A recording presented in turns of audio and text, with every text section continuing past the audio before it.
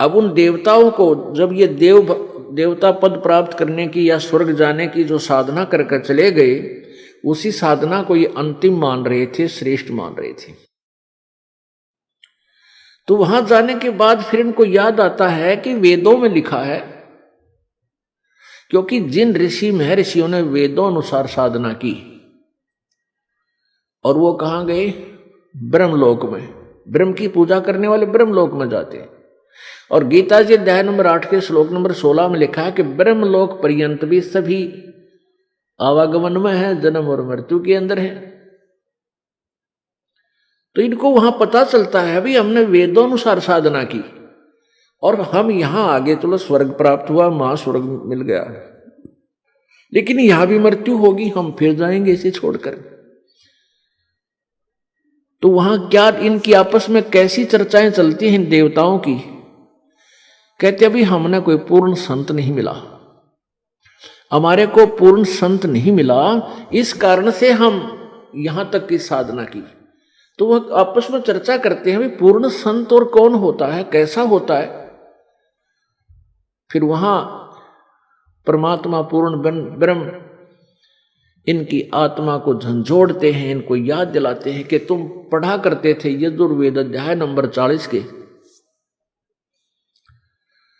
और श्लोक नंबर 10 से लेकर 13 तक। उसमें लिखा है कि वेद ज्ञान देने वाला जो प्रभु है वो कहता है कि वो परमात्मा की, पूर्ण परमात्मा के विषय में यथार्थ जानकारी, वो जन्म लेता है या नहीं लेता है, वो साकार है या निराकार है, उसके विषय में जो जानकारी है वो किसी तत्वदर्शी संतों से पूछो, सुनो। तो वो तत्वदर्शी संत का ज्ञान उन वेदों से भिन्न है, इससे सिद्ध है। तो फिर ये वहां चर्चा करते हैं भाई कैसे मनुष्य जीवन मिल गया, अब के जब मनुष्य जीवन परमात्मा दे देगा। कहते हैं हम पूर्ण संत की तलाश करेंगे जो वेदों से भी आगे का ज्ञान जानता हो।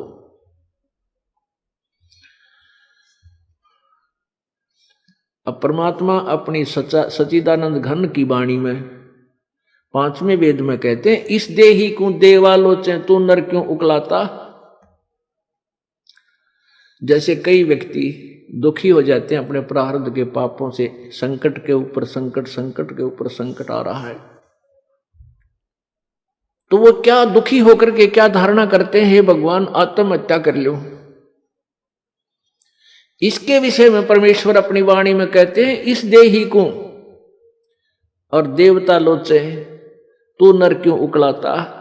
इस मनुष्य शरीर को तो देवता भी तरस रहे हैं जो तुझे प्राप्त हुआ है, और तू इससे क्यों उकलाता है, यानी इससे क्यों छक लिया। अब इससे दुखी होकर तू इसको नाश करने जा रहा है, इससे अच्छा कोई संत तलाश कर, भक्ति कर, पूर्ण संत की खोज कर। अब यहां इन जालिमों ने क्या जुल्म कर रखा है, ये नकली संतों ने, ये असली संत तक जाने नहीं देते। जगह जगह इन ठगों ने अपनी दुकानें खोल ली, ना इनको कह का पता, ना भगवान का पता, ना भक्ति का ज्ञान, और लंबे चौड़े आश्रम बना लिए और ऐसी मार्मिक बातें लिख दी। सचखंड की सड़क, वो तरह का जो सचखंड, सतलोक की सड़क माने सीधा रास्ता, पक्की, जिसमें कोई बाधा ना हो। तो श्रद्धालु तो फिर जाएगा भाई, जिसको रोग है, जिसको चाह है परमात्मा की, वहां जा फंसे नकलियां के पास। पूर्ण मोक्ष मार्ग इसी आश्रम में प्राप्त होता है। इस तरह के पता नहीं कितने संत बने हुए हैं। तो ये सबसे बड़ा काल का जाल है, ये नकली संतों का होना। तो कहने का भाव ये है कि देवता भी इस मानव शरीर को तरफ रहे होते हैं कि कभी मानव शरीर मिले, पूर्ण संत खोज करूं और भक्ति करूं। जैसे आप हाथी को देखते हो, हाथी ऐसे सिर मारता चलता है। अब हाथी को नेक्स्ट जीवन, अगला जीवन दिखाई देता है कि इसके बाद मैं के बनूंगा, गधा बनूंगा या कुत्ता बनूंगा या सुअर बनूंगा या मानव बनूंगा। तो सिर मारता चलता है। किस समय सिर मारता है? जब वो पकड़ दिया जाता है, जब वो किसी मनुष्य के काबू आ जाता है, उसके ऊपर बैठ के इतना लंबा छुरा लेकर अंकुश लेकर बैठ जाता है, उसका सीधा ठोकर बकवाद करता है, तो तब वो सिर मारता चलता है ना, खड़ा खड़ा भी सिर मारता रहता है। अब वो ये सोचता है वह बड़ा फंसा बहुत फंसा मैं, और जय इब का मनुष्य शरीर मिल गया तो पूर्ण संत की, पूर्ण परमात्मा की भक्ति करूंगा, पूर्ण संत की खोज करके और सही भक्ति करके अपना पीछा छुड़वाऊंगा। अब परमात्मा यहां क्या बताना चाहते हैं कि जो कुंजर सिर धुनत है, अगला जन्म सुझंत, इब कहेल नर करत सेव पूरे संत। हाथी मन में सोच रहा होता है कि यदि अब की बार मनुष्य जीवन मुझे मिल गया तो पूरे संत की खोज करूंगा। अब परमात्मा फिर उसके ऊपर एक और कहते हैं कि हाथी अर्थात ये आत्मा मन के संयोग से इतनी ढीठ होगी। हाथी के विषय में कहते हैं कि हाथी तभी तक सिर पटक रहा है, धुन रहा है, जब तक यो बंद में आ गया और मनमानी इसको मस्ती नहीं कर पा रहा, इसलिए ये भगवान याद कर रहा है और ईब छोड़ दे इसने। अब इसको खोल दे यहां से और जंगल की तरफ कर दे। कति भगवान याद ना करे, उड़ा खावा केड़े के पेड़ा नर मार मस्ती फुर फुर नहावर ठाठ करे नरी को बद करे, कति सर नहीं धोने ना इसका याद आवा भगवान, हालांकि इसको पता भी है। तो इसलिए परमात्मा कहते हैं भाई इस परमात्मा के तत्व ज्ञान के बिना ये प्राणी ना तो भक्ति कर सकता और ना ही अपने इस मानव जीवन को ठीक ढंग से जी सकता। इसमें कोरी को बद करेगा।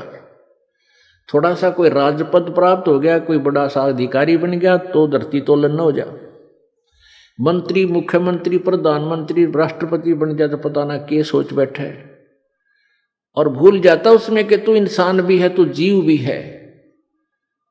तो ये जो चौंध लावा है, ये काल लगावा है, ये भूल जो डालता है ये काल लगाता है कि ताकि ये नरे कर्म फोड़ ले अपने और पापों की गठड़ी बांध ले। क्योंकि अच्छी आत्माएं पूर्व जन्म की होती हैं, वो ही कोई उच्च पद अच्छा धन प्राप्त करती हैं। तो वो अच्छी आत्माओं से नरे पाप करवा कर उनको नीच आत्मा बनवा देगा। और जो दुखी हैं वो तो पिछले, जो गरीब हैं रोगी कोडी हैं, वो तो पिछले जन्म के पहले ही पाप नरे इकट्ठे कर रखे।